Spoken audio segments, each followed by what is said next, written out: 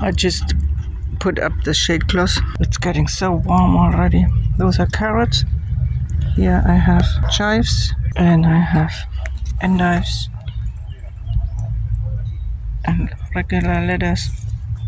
Some peas that grew over winter time. Some German lettuce, lamb's lettuce called in English. Some more endives, spinach, lots of spinach. This is a different kind of spinach. Parsley, which I just harvested. And here I have German lamb's lettuce. And here I have tomato plants.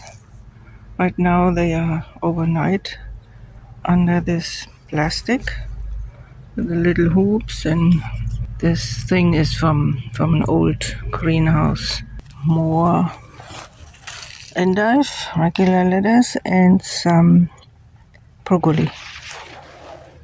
Grows really nice here. And I have to have this insect netting because at night cats are going through my garden, and I put the shade cloth over it for the sun. But right now I put up this long shade cloth